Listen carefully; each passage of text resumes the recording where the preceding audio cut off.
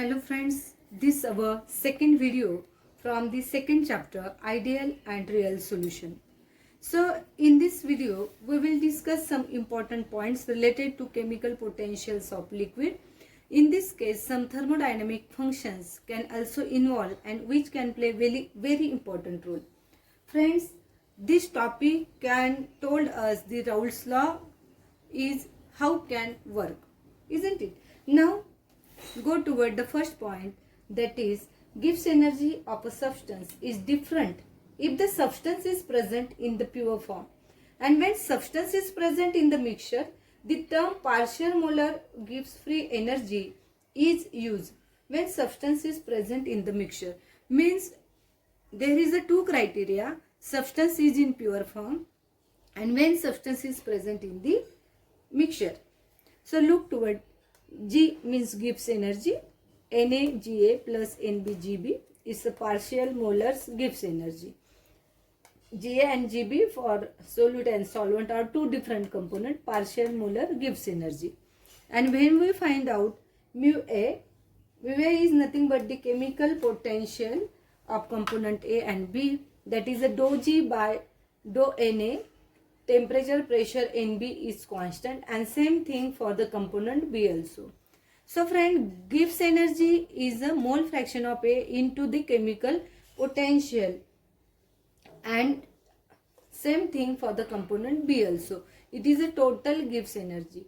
This one is the equation 1, this one 2, 3, and on the basis of this we are able to find out the equation 4, that is the chemical potential of component A star mu Ag. Instead of negative we have to show here 0, RT log of Pa star. Pa star is nothing but the partial vapor pressure of the solution. So friend, this is the two system. In this system only one component are present, and in this system two components are present, A and B. When component are present single, that time this component chemical potential is denoted by nu A, and its equation is shown like this: nu A star when component in pure form, nu 0 A RT log Pa star. It is a pure form. And when component are present in another with another component, that time what happen? Nu A liquid, nu A star liquid, of course it is the equilibrium with each other, and the equation become is like this: nu A liquid when component is present in with another component, nu A star A minus RT log Pa0 plus RT log Pa. Actually this equation we have to find out by using the above equation. This equation is coming from the equation number 4th, 3rd and 4th, and we will be get this one, isn't it? And from equation this and this one we will be get this equation, and after simplification this we get that nu Al is equal to nu star Al plus RT log of Pa by P star. So friend, Pa by P star is nothing but the mole fraction. So as per the Raoult's law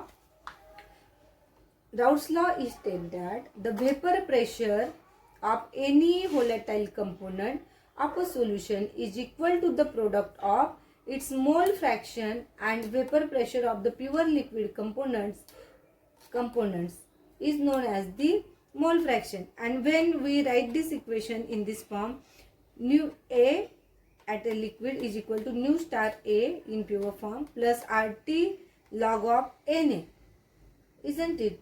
And this is the criteria when such a product is formed, that is the vapor pressure of any volatile component of a solution is equal to the product of its mole fraction and the vapor pressure of pure liquid, then that liquid is known as that solution is known as the ideal solution, isn't it? And this state is given by the Raoult's law.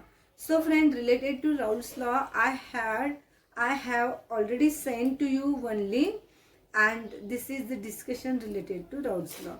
When you watch this video, please keep textbook beside with you Thank you very much.